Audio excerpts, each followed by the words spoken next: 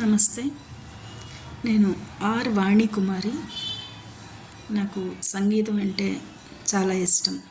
వినడం చాలా ఇష్టం. ఏదో కొంచెం నేర్చుకున్నాను. కంటిన్యూస్గా లేకపోయినా చిన్నప్పటి నుంచి అది సినిమా పాటల రూపంలో కానీ, భక్తి పాటల రూపంలో కానీ, డ్యాన్సుల రూపంలో కానీ ఇదంతా సంగీతమే. దాన్ని వింటూ పెరగడం వల్ల అది మెయిన్ దేవాలయ పూజారుల ఇళ్లల్లో పుట్టాను కాబట్టి దేవుడి బ్యాక్గ్రౌండ్ నుంచి వచ్చే మంత్రాలు కానీ లేదా సంగీతం కానీ బాలమురళి గారివి వీళ్ళవి అందరివి వింటూ పెరిగాం కాబట్టి ఆ సంగీతం అంటే ఏంటి అన్నది దానికి అట్రాక్ట్ అయ్యి ఉన్నాను. సాధారణంగా అందరం అట్రాక్ట్ అయ్యి ఉంటాం. కాకపోతే ఎక్కువ అటెన్షన్ తక్కువ మంది ఇస్తారు. మిగతా వాళ్ళ అటెన్షన్ తగ్గుతుంది. ఎందుకు వాళ్ళకి అంతసేపు అది వింటూ టైం స్పెండ్ చేయడానికి ఫస్ట్ టైం ఉండదు, దానిలో ఉండడానికి టైం ఉండదు. కాకపోతే డెఫినెట్గా వాళ్ళ లైఫ్లో సంగీతం ఉంది. బాలమురళి గారు చెప్పినట్టుగా హార్ట్ బీట్ ఉన్నంతసేపు ఆ లయం అనేది మనసులో ఉంటుంది కాబట్టి, మన శరీరంలో ఉంటుంది కాబట్టి గుండె కొట్టుకున్నంతసేపు ఆ శబ్దానికి మనం అందుబాటులోనే ఉంటాం. దానిలో లొంగే మనం జీవిస్తాం. మనం లైఫ్ అంటేనే చలనం కాబట్టి ప్రకృతిలో ఉన్న ప్రతి జీవి, వృక్షం ఏవైనా సరే చలిస్తున్నాయి కాబట్టి అవి శబ్దానికి అట్రాక్ట్ అయ్యే తీరుతాయి. ఇది పాయింట్ నెంబర్ 1. నెంబర్ 2, మన సంగీతానికి సంబంధించిన సా రి గా మా పా దా ని ఇవన్నీ పక్షి నుంచి పంచమం అని, కోయిల్ నుంచి పంచమం, దైవతం గుర్రం నుండి దైవతం, నిషాదమేమో మన ఏనుగు శబ్దం నుంచి ఘీంకారం, గుర్రం సెకిలింపు అంటారు. ఆ సౌండ్ని సెకిలింపు నుంచి ఇదంతా యావరేజ్ ద్వారా వృషభం నుంచి రిషభం, మధ్యమం మేక నుండి మధ్యమం వాయిస్ సౌండ్ నుండి, తర్వాత పంచమం పక్షి మన కోయిల పక్షి నుంచి, అవన్నీ యావరేజ్ తీసుకుంటే దాని నుంచి వచ్చేవి మన సంగీత స్వరాలు అని ఏనాడో రాశారు. అది క్రమబద్ధమై ఉన్నాయి పుస్తకాల్లో. అది శాస్త్రబద్ధంగానే ఉన్నాయి, అందరూ ఆమోదించారు. సరే, కానీ అందరూ పాడడానికి నేర్చుకోవడానికి అదంటే అర్థం కావట్లేదు, అదంటే ఏంటో తెలీదు అన్నట్టుగా ఉంటున్నారు. కాకపోతే సినిమా పాటలు అన్నీ వింటూనే ఉంటారు. సరే, ఇలా టాపిక్స్ తీసుకుంటే సినిమా పాటల నుంచి సంగీతం బాగా దాన్ని వాడుకున్నారు. సినిమాలో ప్రతిదీ వాడుకున్నారు. అక్కడ క్యారెక్టరైజేషన్ చేశారు కూడా. బ్యాక్గ్రౌండ్ నుంచి వస్తే దానికి సంబంధించిన స్టోరీ వెళ్తూనే ఉంటుంది. ఏదైనా ఒక సాంగ్ వచ్చినప్పుడు దాని బ్యాక్గ్రౌండ్ స్టోరీ ఉంటుంది, లేకపోతే అక్కడ స్టోరీ జరుగుతూ ఉంటుంది. ఇలా కనెక్ట్ అయ్యే డ్రామా అనేది డెఫినెట్గా సంగీతానికి ముడిపడి ఉంది. నాకు అక్కడి నుంచే అలా థాట్ వచ్చింది, ఎందుకు మన లైఫ్లో ఈ సంగీతంలో ఈ డ్రామాలు సినిమాకే పరిమితం కాదు కదా, ఇంట్లో కూడా చిన్న చిన్న డ్రామాలు, చిన్న ఫన్నీ డ్రామాలు, చిన్న కొట్లాట్లు, పెద్ద యుద్ధాలు, చిన్న యుద్ధాలు అవి జరుగుతూనే ఉంటాయి. వాటిని బట్టి ఈ రాగాలకి క్యారెక్టరైజేషన్ ఎందుకు ఇవ్వకూడదు? స్వరానికి క్యారెక్టరైజేషన్ చేస్తే, పర్టికులర్ క్యారెక్టర్ అని దానికి ఇస్తే ఆ మూడుని బట్టి ఆ రాగం వెళ్తుంది కదా.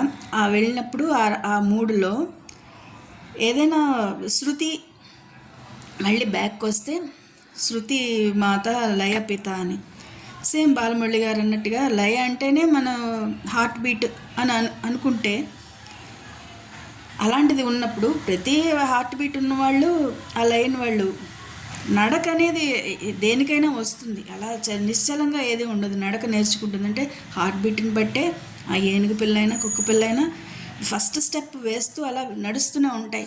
అదే లైఫ్, అదే రిధం. మీకు తెలిసిందే, మీకు అందరికీ తెలిసిందే. కాకపోతే మన ఇంట్లో అది ఎలాగా అంటే మన అలా స్తబ్దుగా ఉండం. అన్ని వర్క్స్ చేసుకుంటాం, వేరు మూడ్స్లో వర్క్స్ చేసుకుంటాం, కలిసి చేసుకుంటాం, విడిగా చేస్తాం. ఎక్కడైనా కలిసి అనేది ఉంటుంది, బయట కానీ ఇంట్లో కానీ ఇంకా ఎనీవేర్. దేంతో దానికి మనం టచ్లోనే ఉంటాం, ఉండి వర్క్స్ చేస్తూ ఉంటాం. పర్టికులర్ మూడ్ కూడా డెఫినెట్లీ మూడ్ కూడా ఉంటుంది. హ్యాపీగా చేస్తాం, ఏదో అలా వర్క్ చేసుకుంటాం. ఇంట్లో కూడా అంతే. ఉదయం లేచిన దగ్గర నుంచి సాయంత్రం పడుకునే వరకు సంథింగ్ డ్రామా అంటాను నేను, సరదా ఫర్ ఫన్ డ్రామా అనుకోవచ్చు. ఆ డ్రామాలు ఉన్నప్పుడు ఆ మూడ్స్ని మనం క్యారెక్టరైజెస్ చేసినప్పుడు, సపోజ్ మీకు ఆల్రెడీ ఇచ్చాను, సా అంటే ఫాదర్ పోర్షను, రీ అంటే సన్ పోర్షను, గా అంటే గురువు. పుట్టిన దగ్గర నుంచి ఇంట్లో అమ్మా నాన్నలే గురువు. ఫాదరు మదరు డెఫినెట్గా గురు స్థానం ఉంటుంది. వాళ్ళు ఆ స్థానం నుంచి ఈ స్థానంలోకి వచ్చి మూవ్ అయ్యి వాళ్ళు ఏం చేస్తారన్నది ఆ నేర్చుకునే ఆ సన్ క్యారెక్టర్కి, ఆ డాటర్ క్యారెక్టర్కి తెలుస్తూనే ఉంటుంది. కాబట్టి గురుస్థానం మారుతూ ఉంటుంది. Father, mother and grand father, grand mother, ఎవరైనా ఇంట్లో విద్య చెప్పి వాళ్ళు డెఫినెట్గా జీ స్థానంలో అంటే గా స్థానంలో ఉంటారు.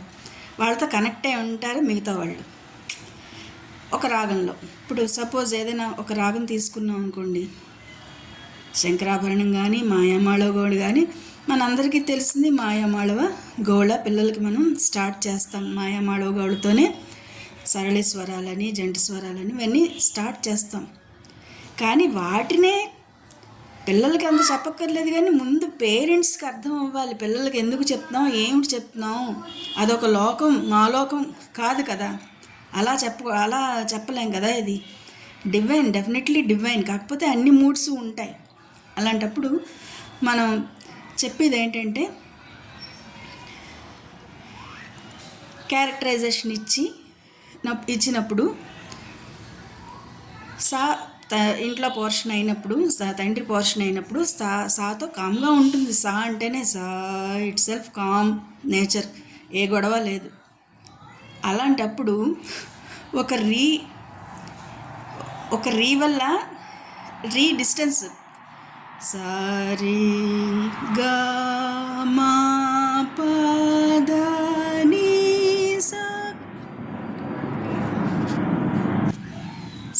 ని ద ప మ గ రి సా, ఇలా స్వరాలు మనం ఇలా ఆరోహణ క్రమం అవరోహణ క్రమం పాడుకుంటాం.